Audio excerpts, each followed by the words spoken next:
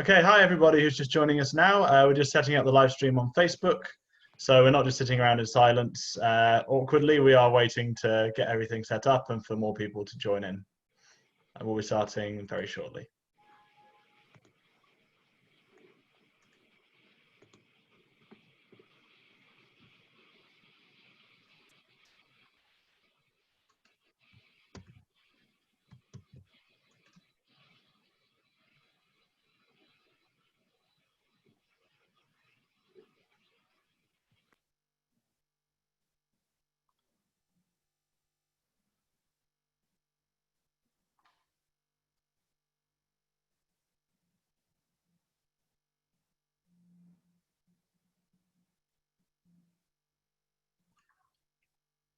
Okay, I think we should have basically everybody, the live stream set up, so we'll make a little bit of a start. Thank you very much for joining us for this event on the Tories planning revolution and what this means for us. These are potentially huge changes, and it's really important for us to get our let's close the Facebook live so that's not duplicating itself. So yeah, we'll be discussing the Tories planning revolution and what it means for us, because these are potentially huge changes.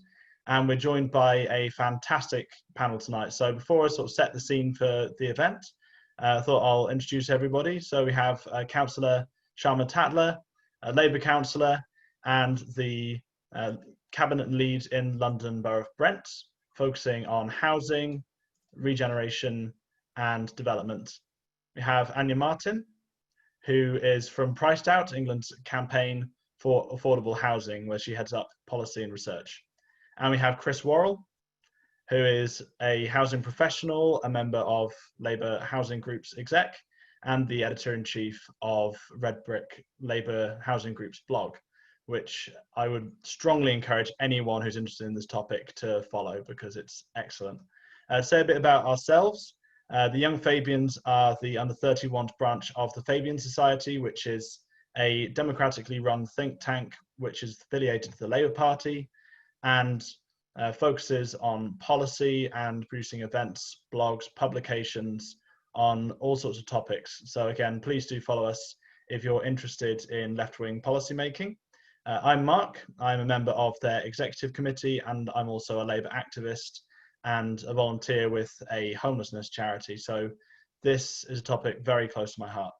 So just to set the scene a little bit, we're facing three big challenges in this country right now, and these changes that the government is announcing will be relevant for all of them. First of all, we're facing huge economic problems as a result of COVID-19 and potentially facing a hard Brexit at the end of the year. Labour and the Tories have both embraced a jobs, jobs, jobs, build, build, build agenda, which is something that Keynes would recognise and a way to try and get more jobs and economic activity going very fast. Another problem we've been facing for a much longer time is an affordable housing crisis, especially in London and in certain rural areas and big cities. And finally, of course, as Extinction Rebellion will remind us next week, we're facing a climate crisis and an ecology crisis. And given that housing contributes nearly a fifth of England's carbon emissions, it's really important to look at not just how we can get emissions from housing down, but the contribution that planning can make to sustainable cities and things like renewable energy, cycling, etc. And in this context, the government has decided that it's going to rip up England's old planning system that's been in place since the Second World War, which was the last time we were rebuilding from a national calamity. And they are replacing it with something that is quite radically different. It's really important that Labour councillors and activists get our heads around what this might mean, and our panel is perfect for the job. So the government have said that this potentially will be a blow against NIMBYism and bureaucracy that holds up house building, and it will keep some environmental protection in place. On the other hand, the critics of the new plans have said that this is a big blow for quality of housing, for social housing, for environmental protections, and for developer contributions to local infrastructure. So I thought we'd set the scene by exploring what exactly the government says it's trying to achieve with these reforms first. So I thought we'd go to you first, Chris. What does the government say it's trying to achieve here? And is its argument that the current system holds up house building? Does that hold any water? Thanks, Mark. First of all, I'll be talking in a personal capacity here, separate from my Labour housing group and Red Brick blog work, as well as my work in land acquisition for a developer. I think Boris Johnson's described this planning reform as, radical reform unlike any other since World War II. And Genrick again says he's going to cut red tape, but not standards. And they're going to be trying to do that through 3 pillars they've described. You can tell it's got Cummings written all over it, but planning for development, planning for beautiful and sustainable place, and planning for infrastructure. And their argument is that they want to sort of overhaul the country's outdated planning system, that they're going to get higher quality, sustainable homes and beautiful homes. Those are the claims. They say they're going to, make the housing system less sluggish, it's too complex, make it more favourable to SMEs. And the sort of statistics that they quote are, 30 years ago, 40% of house building was done by SMEs. Now it's 12% today. They've got good reason for wanting to overhaul the planning system, in my opinion. There's, you had the Rainsford review. I think they acknowledged in that review as well that it needed, we've had layer and layer and layer over the sort of Town and Country Planning Act 47.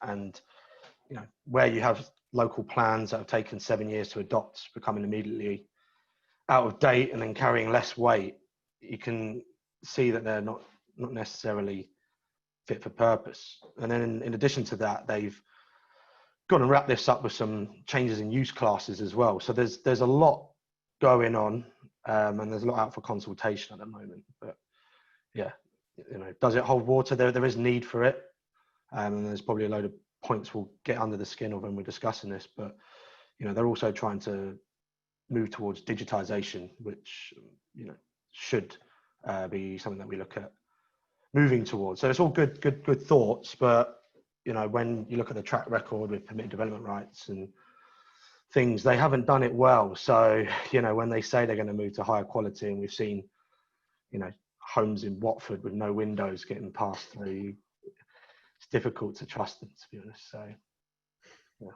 yeah, it's always just difficult to trust the Tories. Before we get more into the detail of what exactly the reforms are, did Shama or Anya, did you have anything else to add to that? The only thing I'd really add to that, I think Chris's points are valid. I think the ambition to look at housing is the right ambition. I think there is a need to look at how we solve what is a multi-generational issue. I think my concern is looking at the wider ambitions of what the Tories are looking to do at local government and their devolution agenda. I think this sort of plays a role within that. And my concerns really are around the wider picture. There's been a white paper released on unitary and district councils.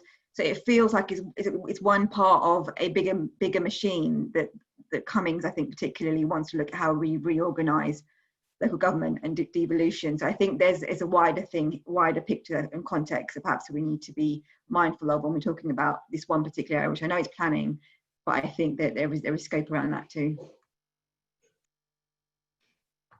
Yeah, I mean, I would probably just echo, actually, there are serious issues with how we deliver housing in this country.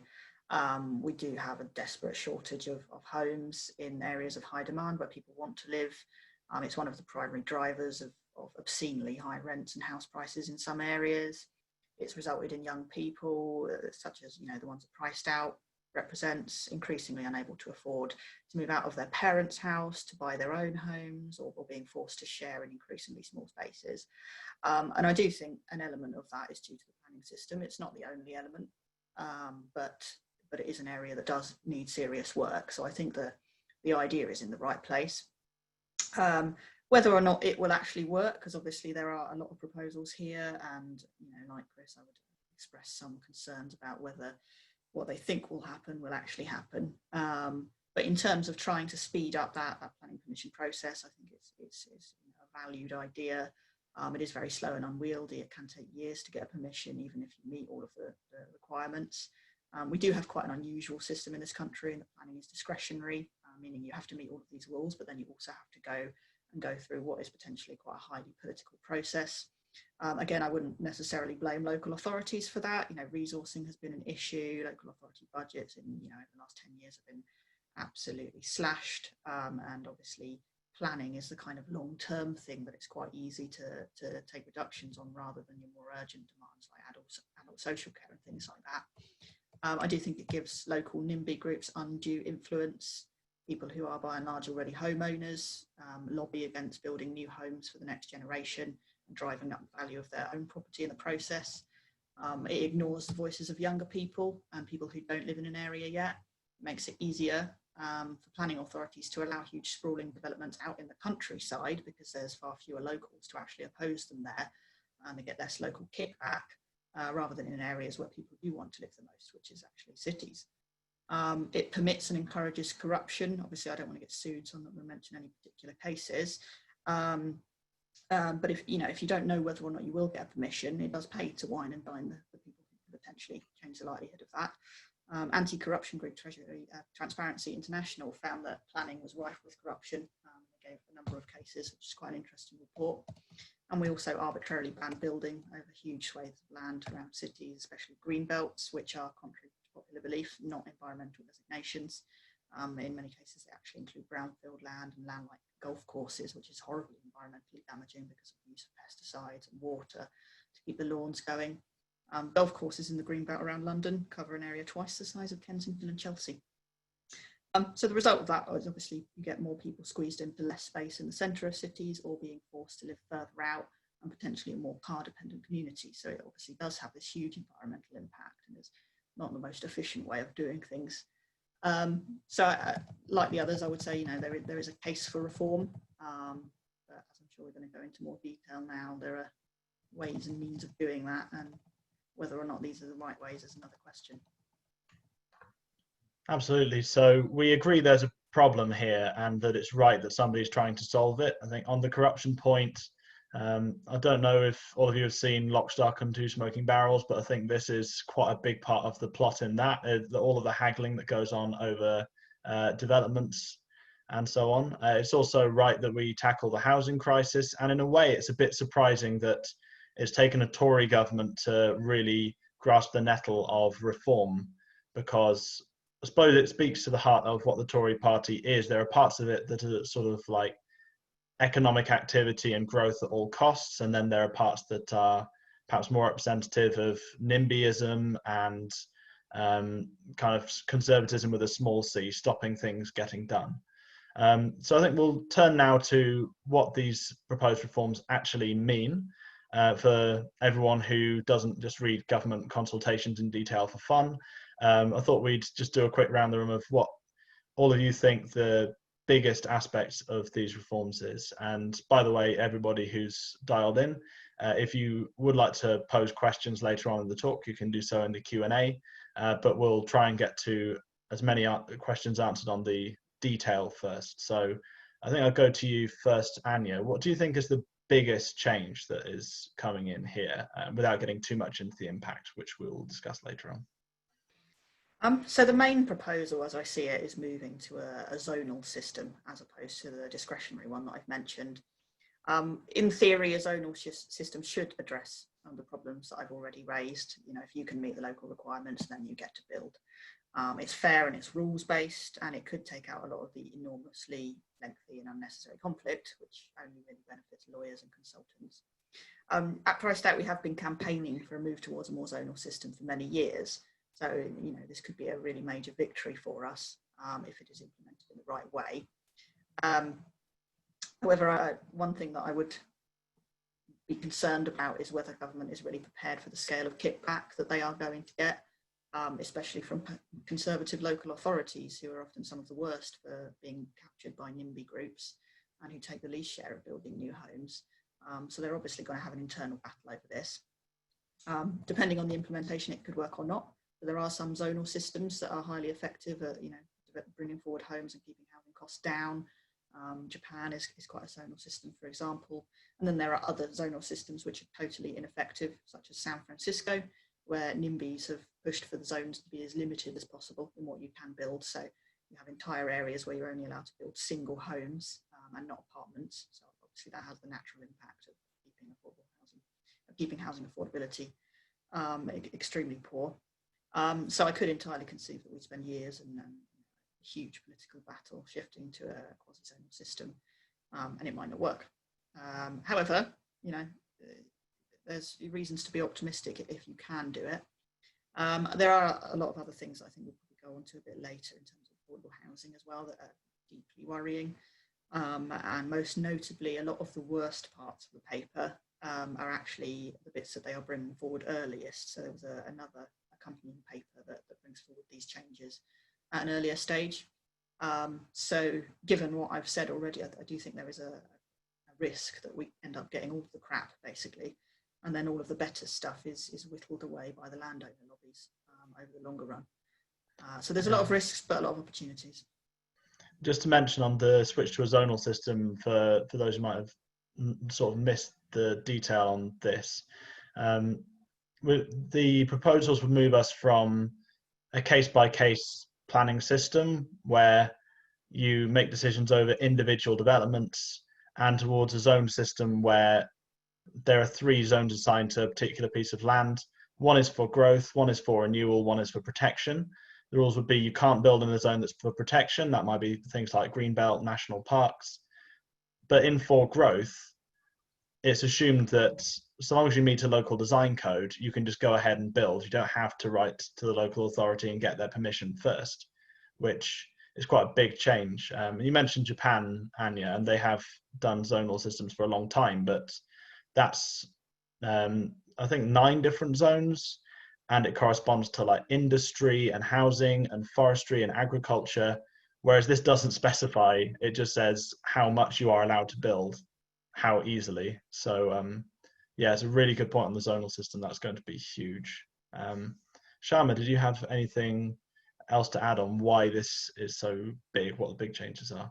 So aside from the zonal system, which I think has its pros and cons about it, I think the adjoining work around the threshold for smaller sites, jumping from 10 to 14 to 50 for affordable housing contribution, that's going to be hugely wide, particularly in areas where urban areas where majority of the housing delivery now will be on smaller sites. So that is particularly concerning. And I appreciate that's only going to be for 18 months or so, but that again could delay delivery of housing. And the removal of Section 106, I think, is going to be huge. Yeah. And I appreciate that, you know, the councils like Brent, we already have a levy structure and levy formula that we've been successful in introducing, but we still rely on Section 106 for much more than just affordable housing. It still looks at employment contributions and local affordable workspace. So there is that going to be a huge shift. And for some councils that don't have a levy, because currently the levy is discretional and optional, that will be a huge shift. And actually, I don't think it takes into account, if it's nationally set, it doesn't take into account the regional affordability of infrastructure and the cost of infrastructure delivery in different regions. So I think that's going to be huge thing. And also local voice. From my understanding, the only opportunity for local voice and local democracy will be under the local plan process or whatever that looks like, as opposed to now. So they could actually be, and I've discussed it with my officers, will there be a need for a planning committee if this is introduced? You know, if presumption is given, if planning commissions are presumed and given to growth areas and renew areas, what is the need for a planning committee and local democracy? So they would be the things that I think I would identify as some of the biggest changes. Thanks, Shama. And just to clarify for people who maybe aren't as versed in planning, could you explain very briefly what Section 106 is and what it does? Apologies. So it's basically, simplifying it as much as I can, a legal agreement that's signed case by case by planning permission that makes a permission sort of viable in a sense. So it's in addition to a levy that's potentially paid in most private developments, it's where affordable housing contributions are secured on site. In Brent, we also are able to secure local employment opportunities, local specific infrastructure asks for that particular development, affordable workspace and commercial securities as well.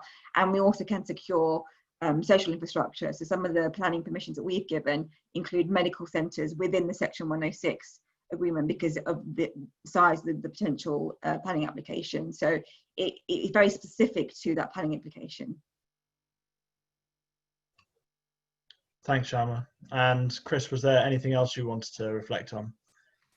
Yeah, the sort of major change is going to be the new local plan process. So while before they've taken as long as 7 years, now there's a sort of hard and fast deadline of 30 months.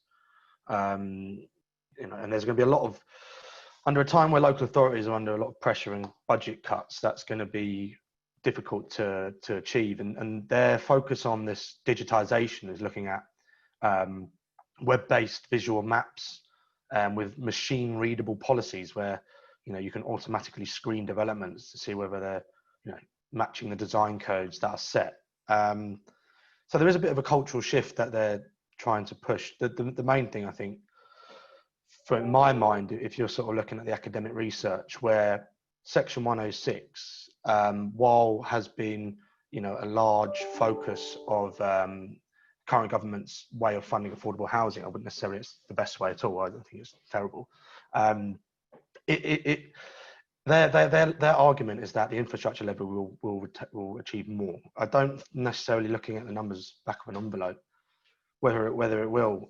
They say it's got to achieve at least the minimum that they're doing now, which, you know, depending on, you know, it's not really been social housing. A lot of it's been, you know, they're focused mostly on home ownership with their First Homes product that has a 30% discount, and I believe that the discount may contribute to what the cash payment of the levy is remaining, etc. So there, you know, there is quite a lot there. But, you know, one of the main problems with the current system is there's just multiple opportunities to oppose a development in principle when there shouldn't be, and a case-by-case system allows those to happen. So, for example, if you look in Coventry, and the Kerrisley Sustainable Urban Extension, there was a bit of the greenbelt reallocated for housing, 3,100 units. And when the developer's gone, this has been put in the local plan, right? And we will explain how long they can take to happen. It's been allocated for housing.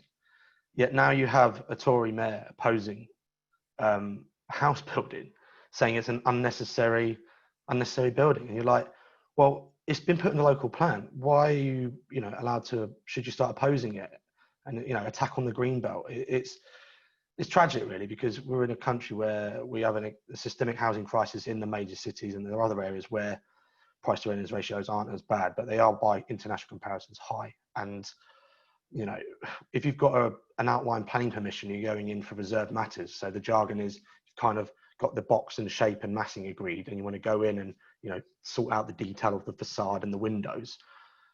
They can still oppose on development in principle. And I'm hoping that with, you know, the industry and the you know, local authorities and pressure groups in this consultation will ensure that, you know, the front loading of the community consultation is how I view it, bringing it all into discussing, you know, how do we design neighborhoods rather than specific buildings, should give over a 30-month period all of those people who don't have time to go, well, this is my first time in 5 or 10 years, you know, 10 years to really have a say. And, you know, it can be, if designed the right way, conducive to community engagement, in my opinion. Definitely, thanks. It's a really good point about the different inequalities in where we build in terms of the green belt, big cities, etc. By complete coincidence, we just had a really good article on this post on the Young Fabians blog, which I'll link here, which is about the racial inequalities that result from the fact that people from ethnic minority groups tend to be in the larger cities and therefore tend to be in smaller houses which have less green space, even private green space, and harder to access parks and so on. And that's been particularly pronounced during the coronavirus crisis. So yeah, clearly some really big changes coming down the line. If possible, can I add I think just building from Chris's point is about the local plan process. So it's really inconsistent in terms of different councils, and my experiences are that if there's a stable political picture within a council, the local plan tends to be able to see through.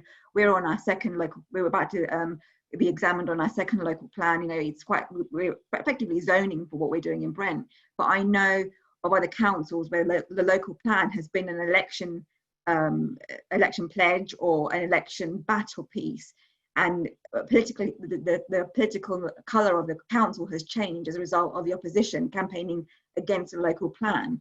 Now, if you look at South Oxfordshire, for example, and Oxfordshire as a whole, the various districts were having different timelines of their local plans.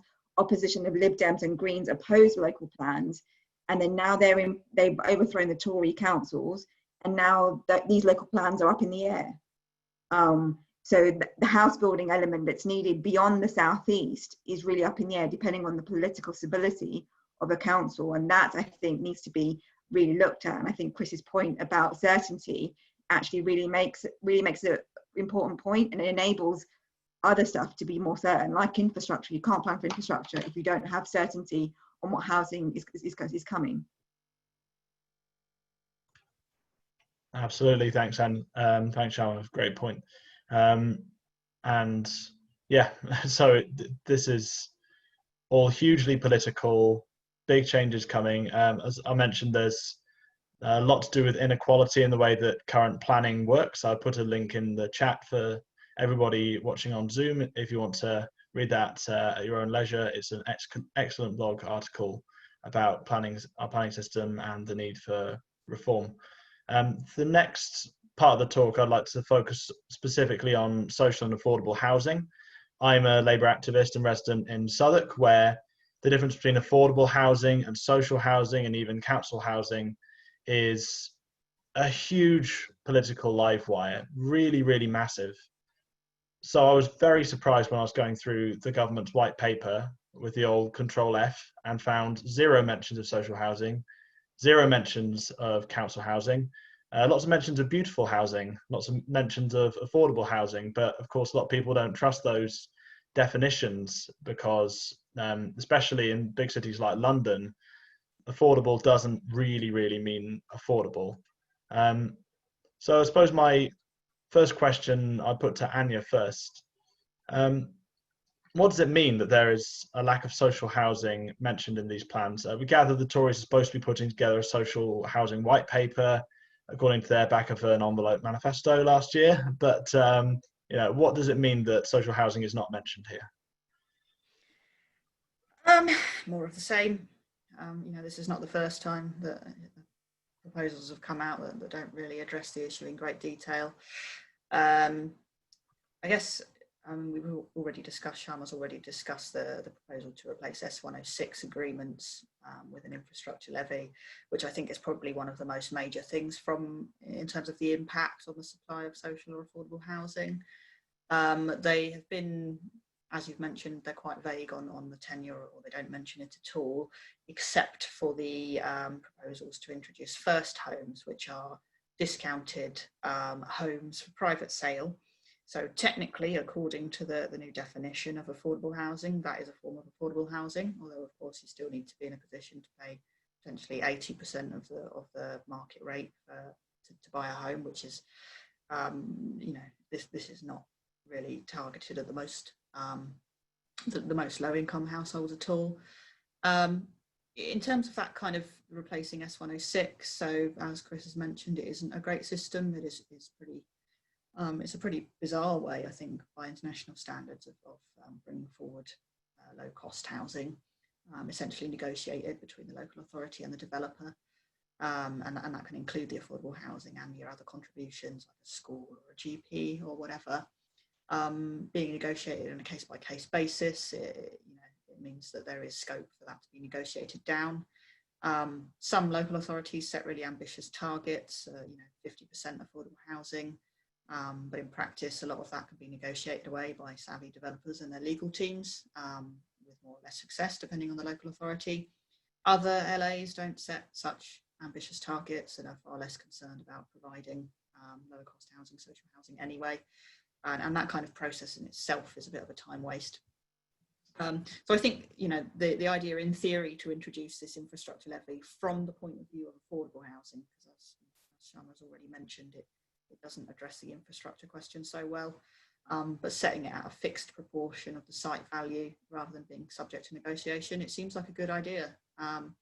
It's much clearer to calculate for affordable housing because you can set your 20% of your site value, and then with that you can purchase your 20% of the homes, although that is too low for London. But it's not clear how you would use that to bring forward amenities that don't have that same predetermined value, like parks or schools and whatnot. I'm not really sure that has been thought through at this stage. And another issue of concern is that the idea is to propose potentially a national level of affordable housing, and that kind of ignores the enormous differences in site values and the potential for achieving more in higher value areas where there is greater housing need, because 50% is not an unreasonable target for London. You know, it is in the London plan, I believe, already across the city. It's perfectly achievable, but in areas where housing values are a fair bit lower, then actually, you know, 50% is not achievable, it's not viable. So I can't see that a national level set nationally is really realistic. And, you know, I haven't gone into a great detail of this, but it seems like it would make far more sense to do it at a local level. As Chris has said, they promised that this would not reduce the level of affordable housing, but again, by definition, if you're requiring 25% of it to be first homes, then that's got to come out somewhere. They're saying it would be affordable home ownership products, but it could well eat into the supply of social rented housing as well. So that is a real risk. But I will let the others speak as well, because I'm sure they've got plenty to say. Local democracy is a huge issue here, in addition to, you know, all of the numbers of units of affordable housing infrastructure. There's a much deeper question about who gets to set the rules. Chris, did you have anything to add there? Yeah, well, I think we're all in agreement that the Tories are not going to be delivering more, you know, genuinely affordable homes under these changes.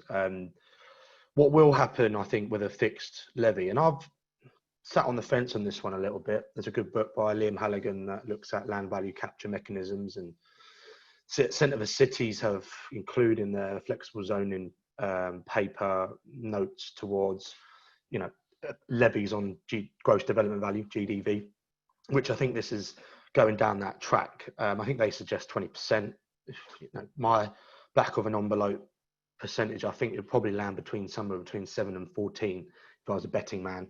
And you know, councils will be able to mandatory make these contributions on site. So you know, we'll see what happens. What it does make though is when the current system of negotiating and haggling over affordable housing and haggling over height, and I'm a, you know, big proponent of going, you know, doing more denser, taller schemes in the cities anyway, as we've seen in certain parts of London. But the reality of it is that landowners will be trying to fight for that. You know, if they've got a planning permission, we've created a system where people are trading planning permissions. I touch on it in my latest Redbit blog, and there's some good ones on there that are relevant to this planning reform. Another one about, we always wonder, why are they talking about building beautiful? Well, Sir Roger Scruton, when he actually started talking about this, he was talking about Georgian homes and how if you built more beautiful homes, it would go through planning quicker. But so the whole beautiful, you know, thing has kind of like been turned on its head. But there was an interesting Redbit blog by Dr. Thies Lindenthal and another chap from another university, I can't remember, where they'd done some machine learning and said that, you know, building beautiful isn't going to get, you know, people don't actually pay any more for it, so it's not actually going to make any more affordable homes. But just to wrap up on that point, it will create a bit more certainty in the underwrites for land negotiations, so that the trading nature of the land market may improve from having something simpler, rather than, well, I've got a consent, or, well, you know, you think it's 15% or 20% or 30%, and I reckon it's 10%. And then they're just trying to capture that land value, that value into the land, rather than it going into the right parts of the system. This should be able to cut across that, make it very black and white in those sort of land negotiations.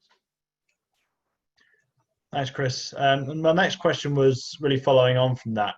Again, in Southwark, there are big social housing waiting lists, and every time we go on the doorstep and speak to people, it's a big concern. You've got huge families crammed into very small flats, or people with disabilities who are, near the top of buildings and can't make their way down until there's a slot freed up or there's new social housing that comes online, and things like that. So one of the things that the Labour Council did when they came into power in Southwark was they said, we want 35% of housing on new developments to be social or intermediate. So not affordable, social or intermediate.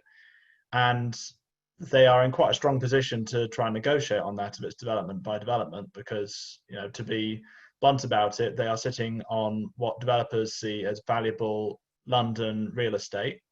So they're going to want to build there. So there's going to be a dance over how much and how much is viable. But local people can elect a council that has those kind of ambitions and works negotiation by negotiation to try and make them happen. I wonder whether that's going to be possible under the new plans, whether councils are going to be able to use their negotiating power or willingness to actually drive up social housing levels. Shama, you're in quite a similar position, I think. Similarly, I think most London councils have that similar 35% target. I think viability always plays an issue with case-by-case developments going forward. And I think one of the things that I think we have to bear in mind is actually, aside from the sheer numbers and the sheer data, it's actually sort of understanding the local needs. So in Brent, we average wage is around £36,000 a year.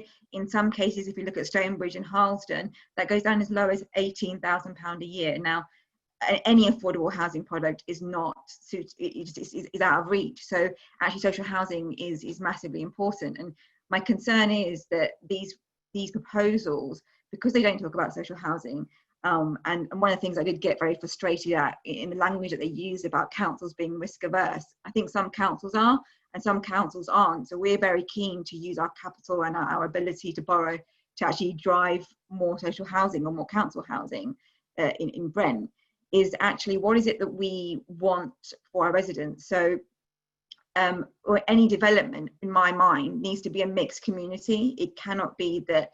And my worry is about these proposals. There is the potential for more segregated in terms of communities. And one of the things that a lot of councils are doing is within their own programme and their own land is making sure that the communities are mixed communities. Because otherwise, that community cohesion piece is lost. And I think that's what's worrying about this, is that because there's no mention of social housing at all, that whole conversation, and I think this is where Labour really need to make a keen point about actually planning reforms, that planning needs to incorporate social housing. I mean, most of us at local authority have thousands of households in temporary accommodation, let alone our council housing waiting list. In Brent, we've got just under 2,000 people on our waiting list. And my concern is that the exclusion of social housing and genuinely affordable housing in these proposals means that councils will be competing with other public sector land owners for land that they can maximise with this, rather than actually squeezing as much as they can from development or private developers. So that would be my real concern around these proposals, and it really needs to be based on local need. I mean, yes, we have a political ambition and a manifesto ambition as Labour councils is always to build more housing, but the detail of that means actually we need to understand what that housing needs to look like. And in Brent, that means more family units. And some of our developments, actually the housing, all the affordable housing incorporates the family units that we need to see for our residents. So I think, apart from the political thing, I think there needs to be a lot more detail around the data of what's needed in regional variances. Absolutely. As Peter has put in the question answers, this seems to be geared towards specific parts of the country. Where is the localism in this? That's a very good question. We are hopefully expecting a bit more from the Tories on their social housing white paper, and also on what is going to be covered under the local design plans. or design codes rather, which is where councils are going to be able to set out some expectations of what they want to see in developments. But it's going to be the devil's in the detail there. So moving on from housing, and before we get to more questions and answers from the audience later on, I did want to talk about public services and infrastructure. And I know that the debate on developments is very different in different parts of the country.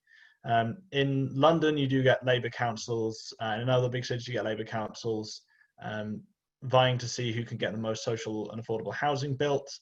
There are some parts of the country, especially Conservative run parts of the country, where politicians are interested in seeing how much they can block because people are worried about the value of their own house, or they're worried about pressure on local services. And we know that is a very, very big motivator for people, the fear that local services can't keep up. As Shama was saying earlier, Section 106 was supposed to help turn land value gains for developers into infrastructural gains for local people, so that some of those, what happens to my doctor's clinic or what happens to my school or my local road, gets alleviated a little bit.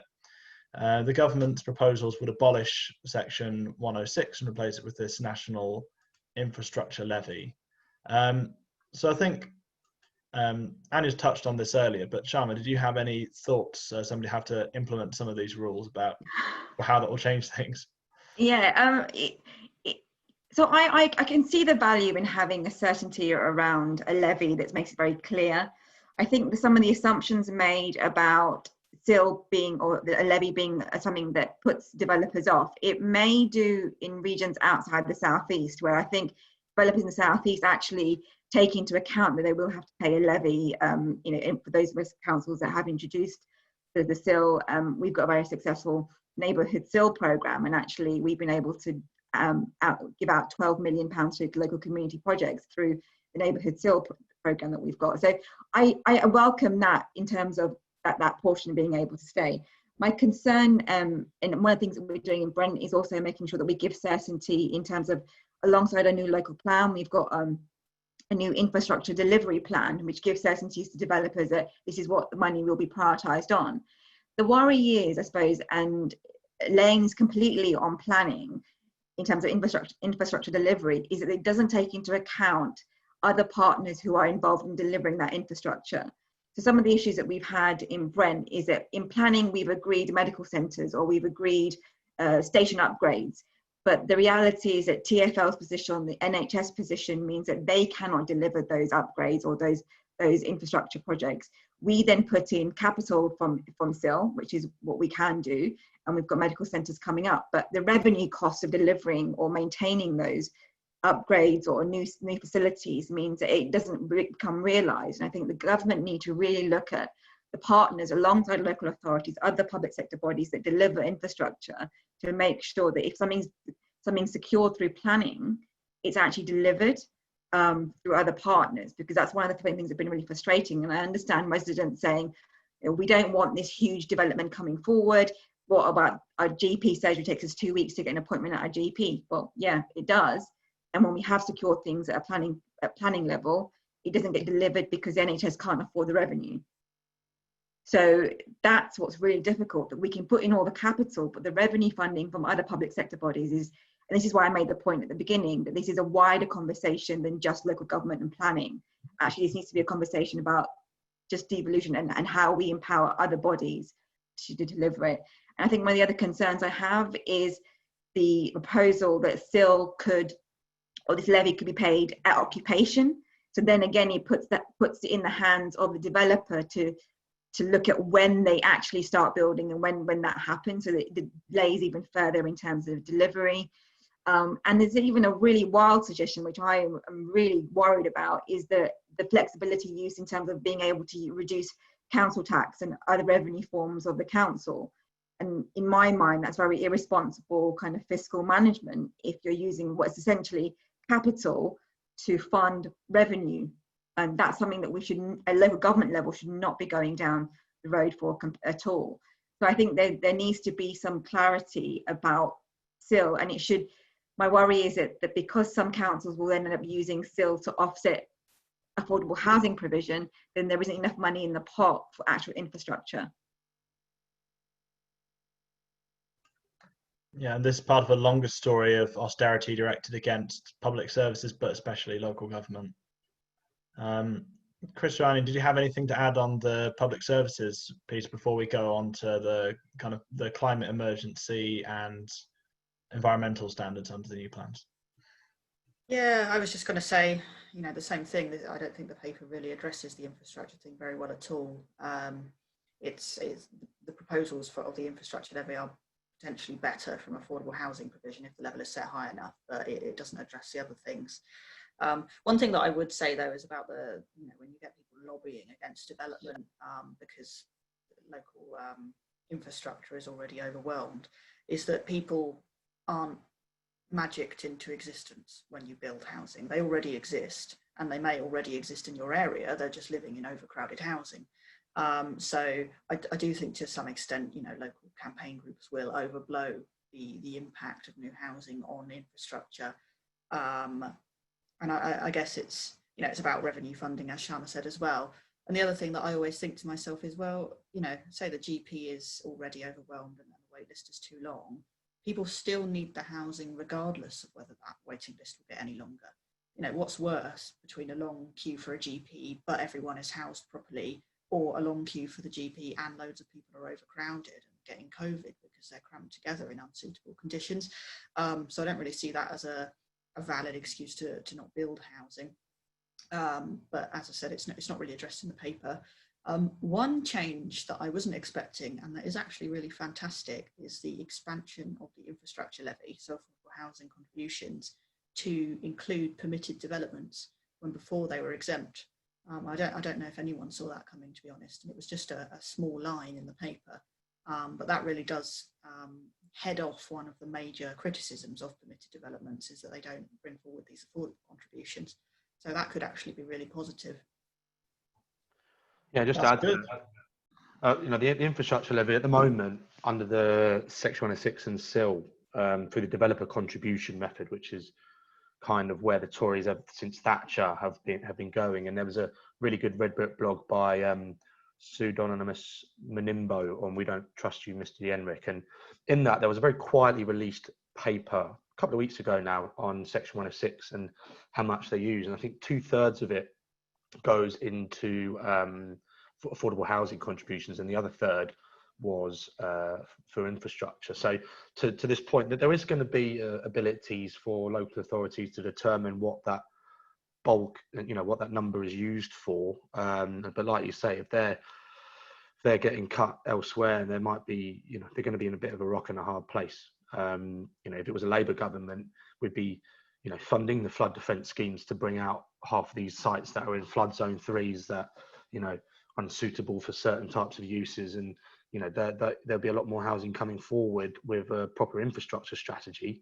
You know, here we're you know, it appears that the Tories just deal with, you know, reactionary and leave things to rot. So, you know, I don't think that the infrastructure levy is going to solve infrastructure problems, and it seems like it's just putting us plaster over the affordable housing issue. But hopefully, the only light, I think, within that context is the fact that it may make land capture for the existing landowners a bit more difficult, and it might, you know, start speeding up the market.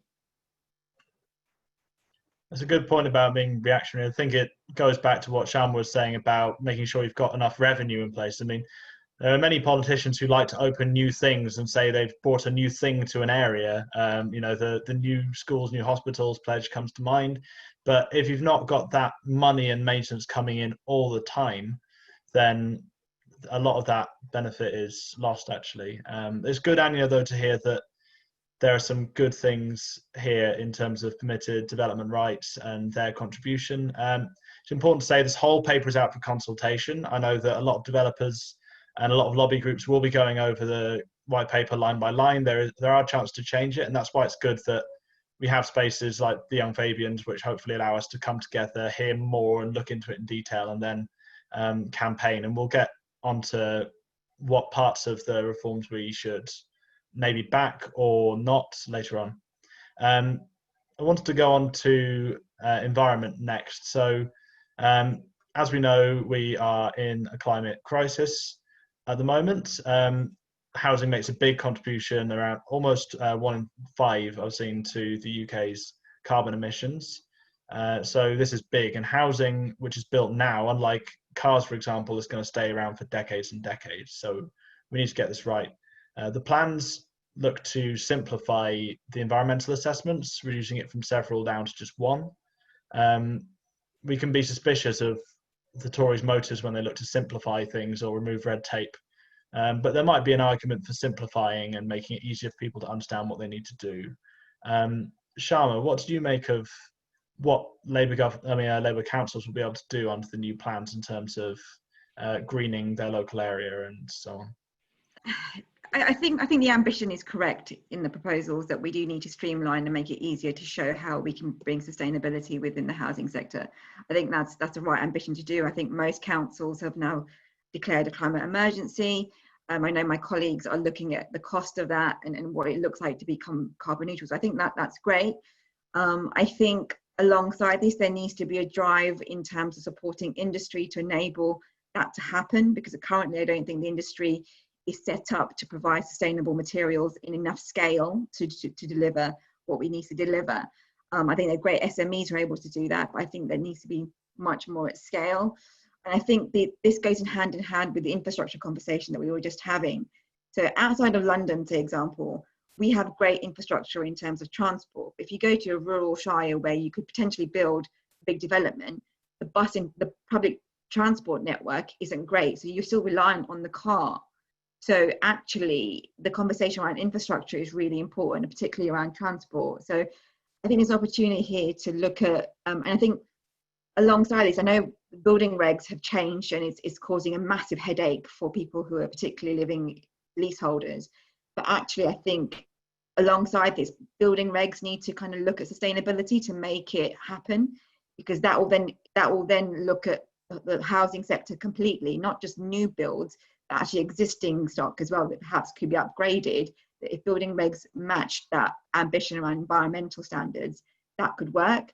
And then it pushes the market to make sure there's enough production in sustainable goods and so on. I mean, during lockdown, my brother and my father are in the construction business.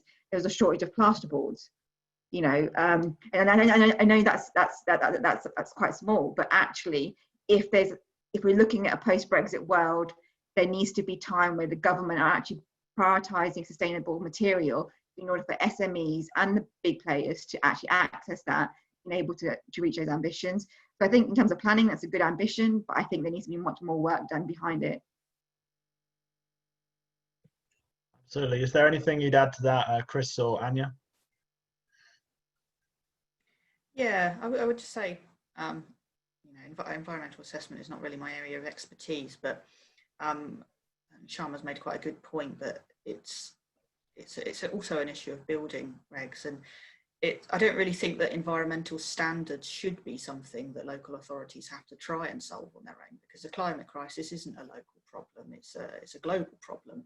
So we really need to be in a position where all homes are built to good environmental standards, and that is a matter for building regs. It's not a matter for a local authority to try and have to negotiate independently. So in that sense, I guess it's not just an opportunity for councils, it's really an opportunity for the wider housing sector to influence government on a building regulation issue. And I do think there has been a vast improvement over the last 20 years. I mean, you can see that the homes that are being developed now, they are better, they are more energy efficient. Yeah, there's obviously still a lot of work to do. And if the system is streamlined as well, that does free up local authority capacity to do other things as well, hopefully. So it's a good point. The argument is that there's a duplication of effort in these environmental assessments. You've got environmental impact assessment, you have a strategic environmental assessment. There's a plethora of these different assessments that are required, and the idea is that and that creates delays, lacks transparency. So there's an argument for sort of creating greater efficiencies by streamlining that process, and they got to set it out against a number of legal tests. So there is I think in January this year, there was an environment bill in 2020 this year. where they sort of talk about how net gain will be embedded in the planning system via biodiversity credits, and there's it needs to be joined up with that. And I don't think this is going to be, well, they say they're setting out their target to get to net zero carbon by 2050. Hopefully there's not dilution of the environmental protection that are afforded by the existing legal framework. I think there'll be a lot of scrutiny on this area, but to the point of, if it's just a one hit and it meets the legal requirements, then hopefully it should be a welcome change. But the Tories again haven't been trusted on it. I think we had the Code for Sustainable Homes. I think the Cameron's government just got canned, because it'll make it easier to build or cheaper. But at the end of the day, to Anya's point, buildings have got more energy efficient, but the building quality hasn't. You've seen a lot of service charges going up, and while air tightness and all that comes with benefits, so also through the deregulation over the years of building regulations and the quality of construction, it's led to a lot of problems. And all that's done has been the fight for the landowners grabbing all the windfalls, because the cheaper build costs win the deal kind of thing, because you can pay more for the land. And hopefully firming up these requirements, and as the sort of the planning system moving from a discretionary to a flexible zoning, hopefully. At the moment I see these ones, the zoning that they're suggesting now, a bit rigid, in a sense that if you end up like New York in the 1960s, you'll have 41 different commercial types of zone, you'll have 13 residential zones, you'll have 21 manufacturing zones, and it can become just as archaic and if not stifling than the current system that we have. So we just got to be careful that the environmental piece threads through, and it's it ties in with all of our sustainable ambitions, I suppose. Definitely. Really, really good points. My last question, I think we'll save my very last question, which is about where we need to focus our energy on challenging these plans, until after the audience Q&A, because we've got a lot of good questions. But my last question before we go to the audience Q&A is, so at the moment there's a kind of trench warfare that happens locally between communities, councils, developers on the terms of each development. With permitted development being expanded so much, where are the new fights going to happen? Where is going to be the space for local scrutiny? What will be the stakes? What will the sort of battleground, as it were, be? I think it would be good to get your take on this first, Chris, and then I'll go to Shama and Anya. Yeah, so there's a great book called Neighbourhood Defenders that was out last year by Catherine Einstein. She also was on the Matthew Iglesias De Viets podcast, where she talks about it as well. And what they're finding in America, where they do have a zonal system, and it's not perfect, but their price responsiveness, their supply responding to sort of price changes, is a lot better than ours. And where they have issues is on the zoning boards and design coding committees. So I think there's another book called Triumph of the Cities by Professor Ed Glazer, who's a Harvard professor, and they found that between 1916 and 1960, they'd changed their design code 2,500 times. So, you might find yourself getting onto one, local battles, if you like, over the design code and the committees that are influencing that. So it might just move the fight. While the developers will probably have a bit more of a rules-based environment, there'll still be mechanisms in which people who maybe feel a bit marginalised through that part of the process will find their roots in elsewhere.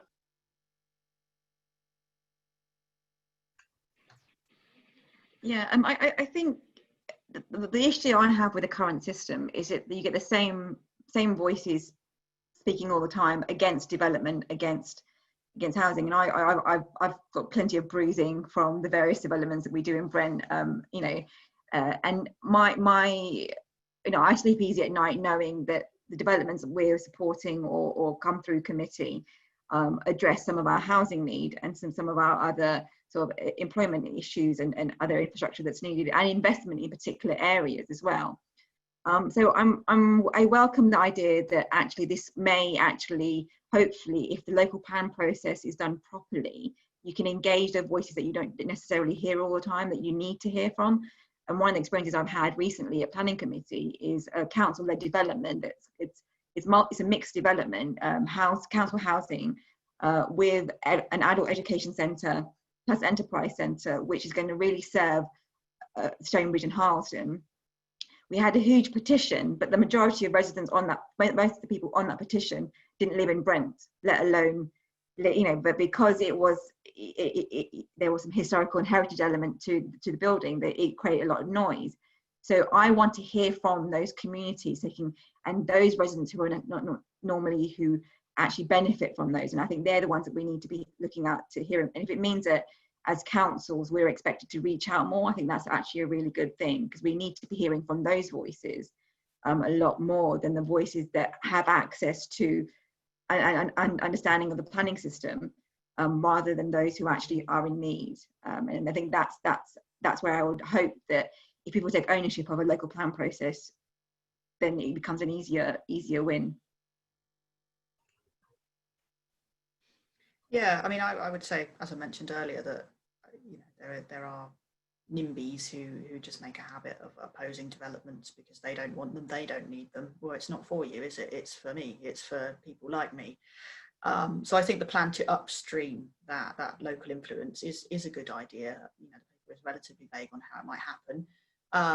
But we do have this strange dual system where you get the kind of community influence in the local plan, sites are allocated, and that is the communities that have helped to do that. And then you get another round where a vocal minority come and oppose each individual development. It's just a bizarre way of doing things. It doesn't make sense. Why should you have a right to veto something that's already been democratically scrutinised and put together in a sensible way? I mean, I've read objections to a council development that was near where I grew up in Brighton, and it had absolutely vile statements about not wanting this kind of person to live near me.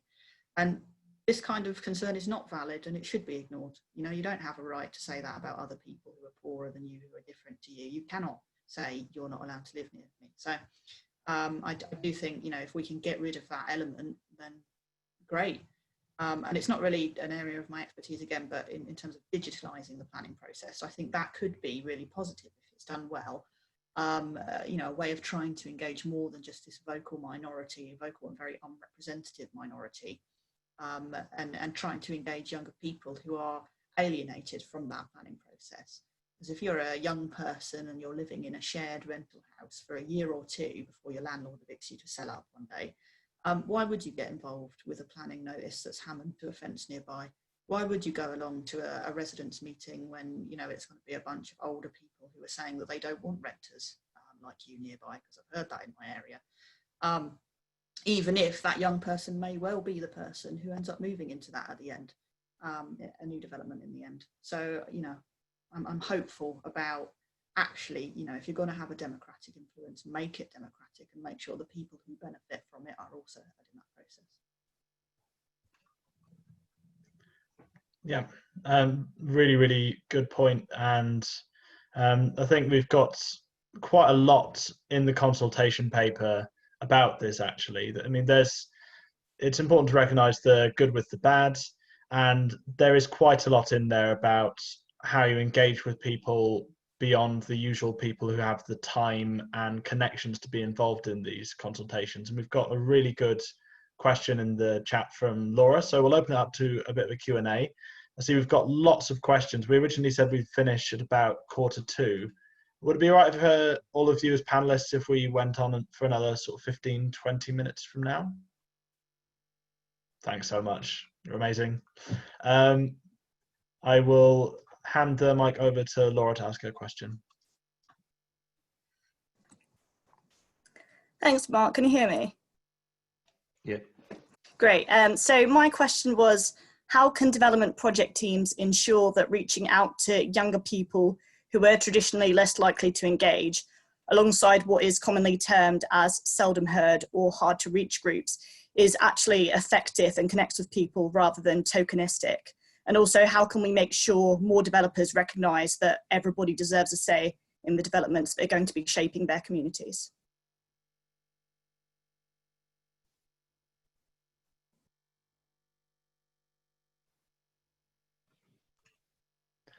I'm not sure if that was directed to somebody, but perhaps Shama, would you like to start?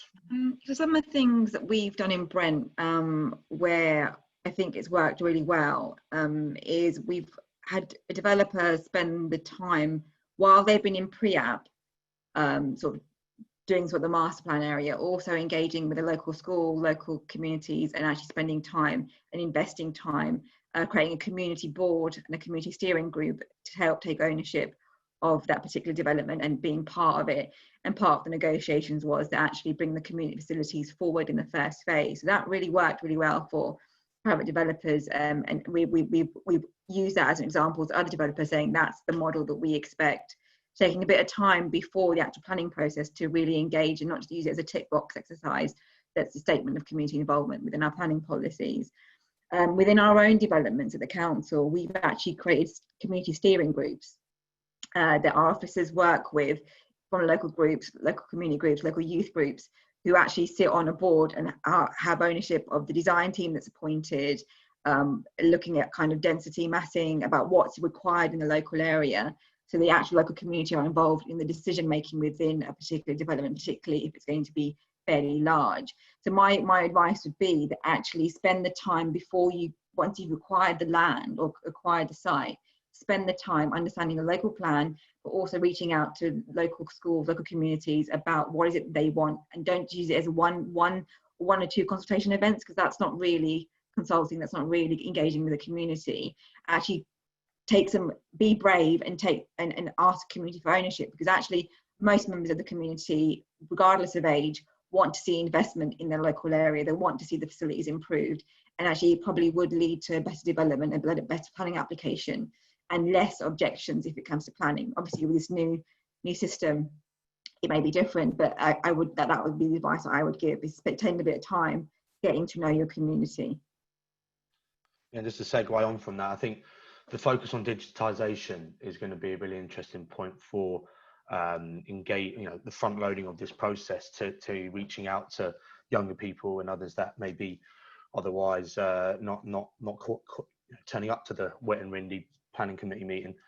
There was some interesting writing by a man called Francis Fukuyama, and he says that we've lived in a bit of a vetocracy, and the neighbourhood defenders work also done a large scale bit of research where they went in all these meetings. This is in America, and to Anya and Shama's points, it's overwhelmingly people that are unrepresentative of the area. They either are overwhelmingly against housing, and that's not to say that everyone that wants to consult is a NIMBY, but the point is that by encouraging people that otherwise haven't been participatory in that process, there's a bit of fanfare around, right, you've got a new digital local plan coming, we want to consult everyone. It's all in the press, everyone's kind of aware that this is coming along and this is your opportunity. If they do make that cultural shift towards this sort of digital visual web-based maps, and everyone being able to have a comment and a look and whatever, I don't know if you're going to be able to do a little TikTok or send a WhatsApp video in with support or ideas, but those I would see that becoming a bit more relevant, because if case by case these things can slip you by. You got 6 weeks, you might be busy, you might be in the middle of something right away, but having an opportunity for everyone to have that say up front, I think would be something that could be a benefit if done correctly.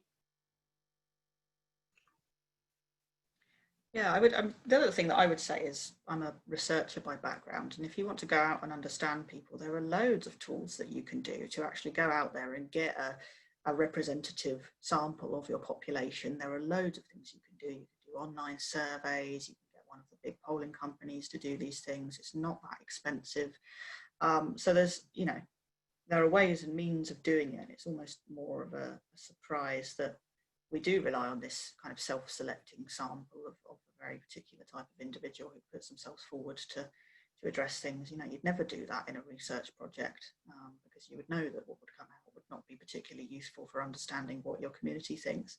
And I do think there are good examples as well of developments where developers have gone out there and engaged with the local community at quite an early stage of the process And the proof is kind of in the pudding there. You do get far less resistance if you go out and engage with people at the very beginning. I know that happened in Thamesmead, and by and large, the response to that has been quite positive. And especially, as I mentioned already, and Chris mentioned as well, this digitalisation, that makes it a lot easier. So I think there's quite a lot of opportunities. Thanks a lot. We've got a set of questions as well from people based in the north of England. I think there's essentially the thrust of the question is, of course, we are a fairly London-based panel, although, of course, Labour Housing Group is national, PricedOut is national, but it's important that we consider what this means for the whole country. Do any of you have any thoughts on what this might mean for rural areas? And I think we've talked a bit about a lot of the downsides for regions outside London. Are there any upsides to any of this? And just for everybody who is joining, I've seen people in the chat from North East England, from Northumberland. Welcome to the chat.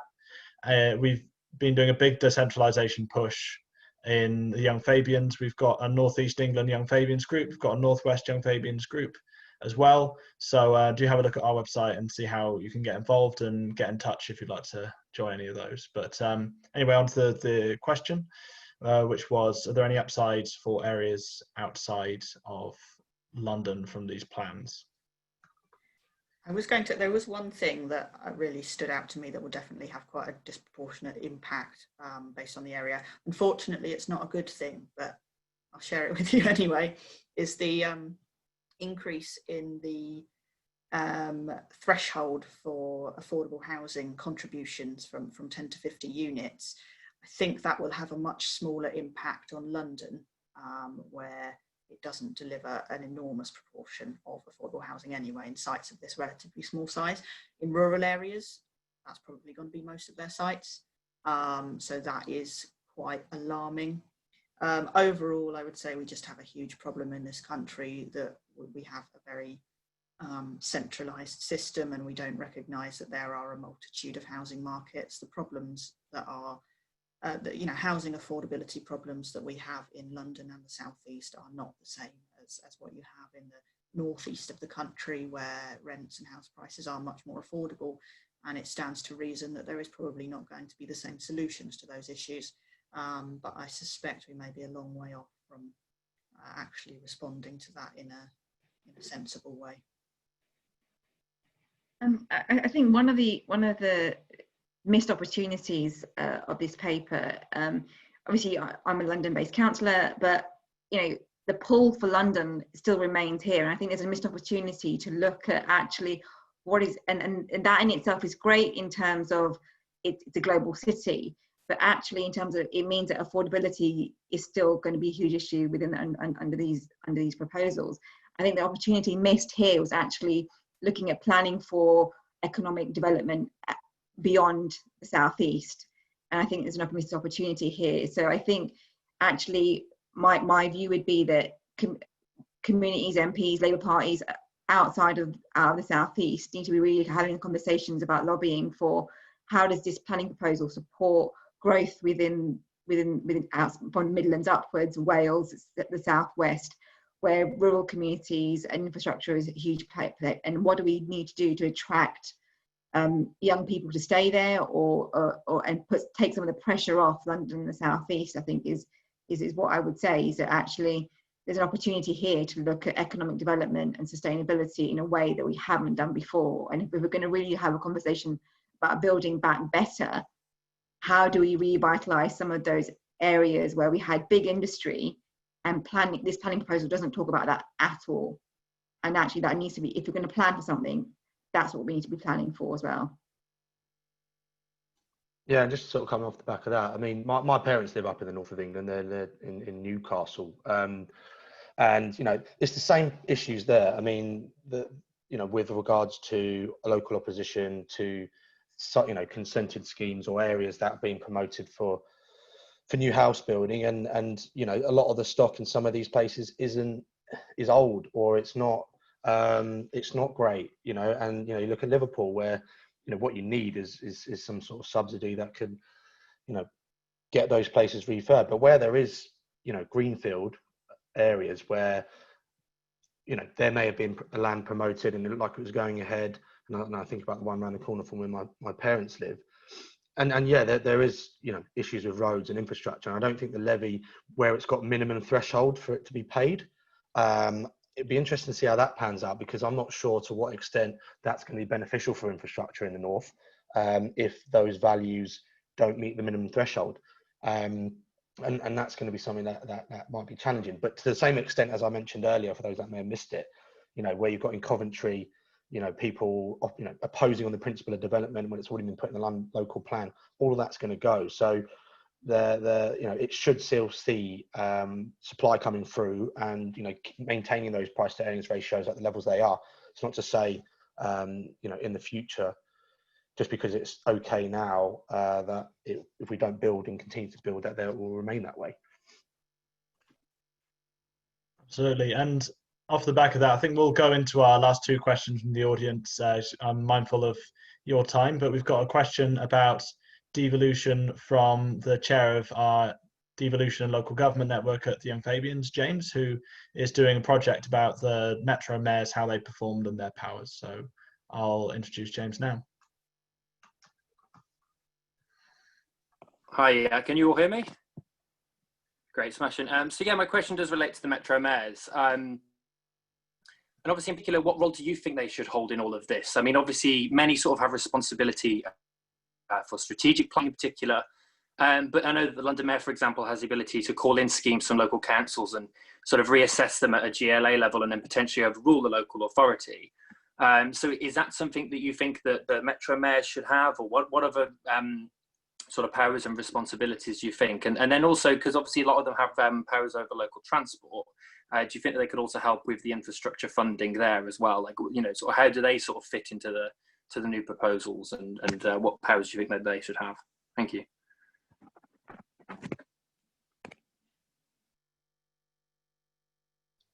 I'll just jump in on that quickly.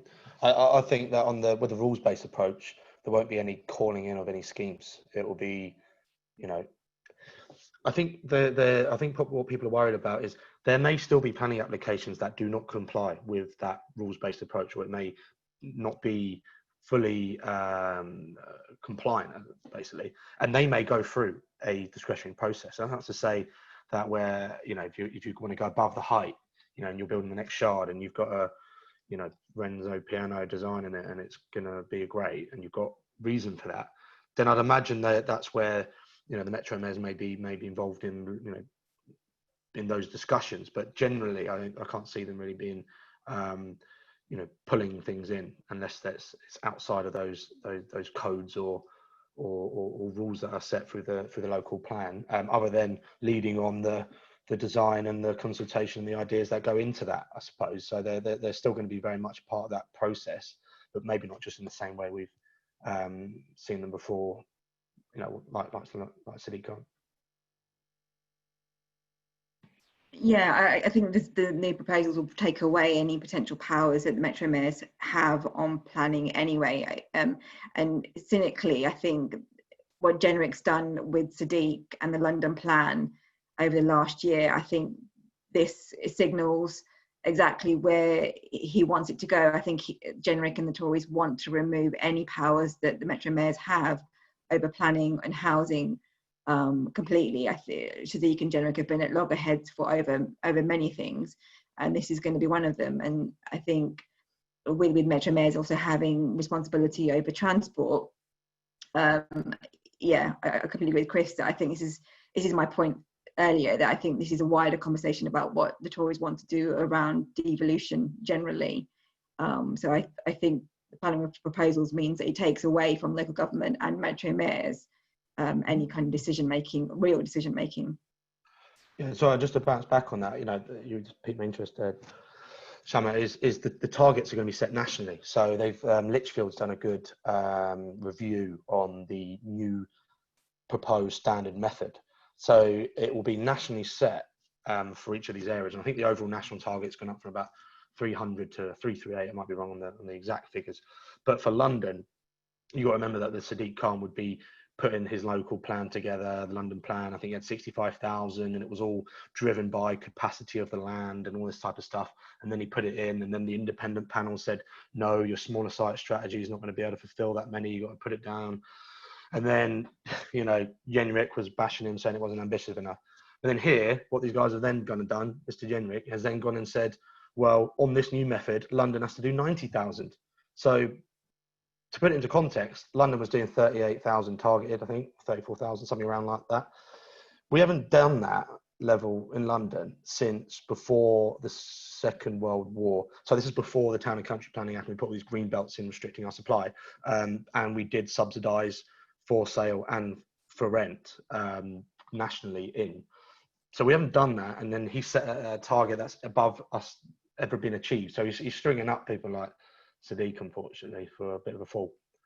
And I forgot actually that Samuel early on in the conversation asked Shama what your position is on that scrapped small sites policy in the London plan. We were part of a number of West London boroughs that when we contributed to the local plan examination, but we said some of the small site allocations were not suitable for development, and we were hoping for more regional conversations within West London, for example, about, say, looking at Greenbelt in what's designated as Greenbelt around Heathrow isn't something that you would naturally want as Greenbelt. You wouldn't want it as housing.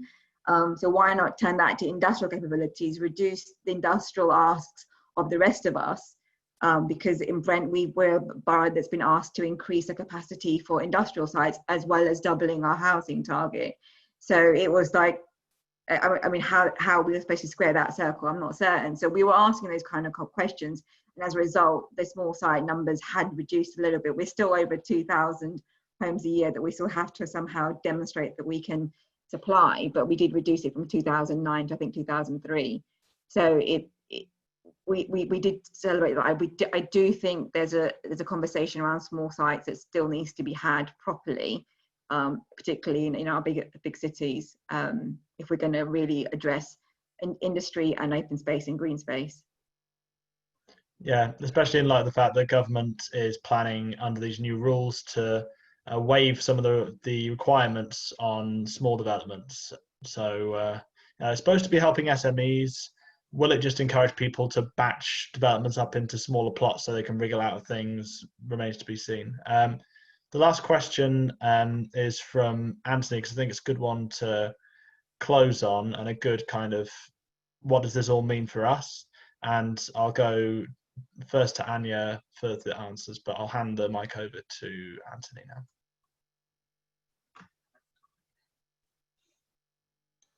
Hi, my name's Anthony. I'm an analyst here at Centre for Cities, where I'm the lead on housing and planning. And I have a question about the politics of these new reforms. So it seems to me there's kind of a consensus on the panel that the planning system does need major reform. But I'm interested in how the panel thinks about how Labour should strategically respond to these reforms. Should it try and present kind of an alternative kind of flexible zoning system to what the government has set out? Or should it try and hold the government to account on the promises of the white paper and what the government hopes and aims to do with this new system? Can I jump in, just despite not being a Labour Party representative in the slightest? What PricedOut will be doing is trying to hold them to account on the promises in the white paper and to do things better, and obviously to scrap the bad ideas that we've already kind of mentioned as well. From our perspective, obviously the bigger a coalition that we have behind that, the more likely we are to win it. So, you know, that is what I would ask the Labour Party to do. And I think one thing is that I think there was a surprising tendency when the paper came out. A lot of people just rejected it out of hand before they even had a chance to read it. It's a people-pleasing paper. You know, it's got something that everyone would actually like realistically. As I've said, I've multiple times concerns about whether that will actually happen in a practical sense, but there is a lot in there to be positive about and a lot to be nervous about. But I think rejecting it out of hand makes it, you know, in order to do so, you kind of have to deny that there's a problem, really. And I've even seen people trying to do that, and there obviously is a problem. And it doesn't help to try and say, oh, well, you know, there's no issue here, and this is, you know, the wrong answer to the wrong question or whatever, because actually it is the right question. Whether it's the right answer is something that we could potentially push them on. So that's what I would implore people to do. Thanks, Anya. I think we'll go next to Chris. And yeah, the strategic response, positives, things that particularly scare you. Interested to hear about all of it. Yeah, so well, it's a big question for Labour, and you know, Duncan Bowie, who's a very renowned planning expert, wrote into Labour Housing Group newsletter, and I encourage everyone who is not a member of the Labour Housing Group, who is a member of Labour, to join and sign up, because you'll receive it. You know, he said that Labour of the last decade has failed to grasp planning, and you know, we've seen with the Rainsford review, and there was an update in January this year, who's probably, you know, making slightly different suggestions to what Anthony Breach has probably been, who, you know, the evidence he contributed to the Labour Planning Commission, which Roberta Blackman-Wood was leading on, and sadly, due to the nature of the last election, didn't get as much fanfare as it should have done.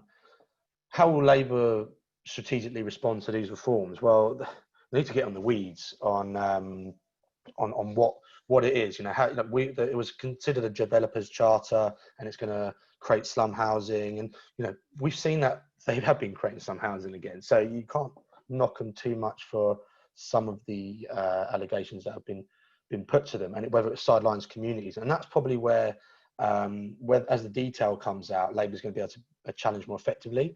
I think it really needs to sort of really, you know, put forward some alternatives. And I think, you know, at the moment, what the Tories are proposing is quite a rigid system, right? What flexibility is there? They've still not a lot of meat on the bones, and they're kind of being everything to all people. And you know, as we go forward, being able to make sure that, you know, the consultation is run, you know, still banging the drum about local authorities being adequately resourced to be able to deliver on these digital ambitions, you know, infrastructure. There's so many places to hit the Tories on, because they're failing on all round. And realistically, it is down to, you know, social housing. That we ain't funding it. Planning's not going to solve that. It will get more homes built, but we still need to, you know, put the planning argument in the round of all of the other issues that we've got. And it needs to be, we need to back an alternative, is my opinion. Thanks, Chris. And Shama. Yeah, there's a pretty fair amount I could probably say about where Labour could actually make some headway on this. I think the reality is that with the majority of Tories have got, we're going to have to look at amendments as opposed to putting something completely, stopping it completely. I think we look at what is good and strengthen that. So the environmental ask is really good. Clarity and certainty, I think, is a really important principle that we need to support. I think push for detail.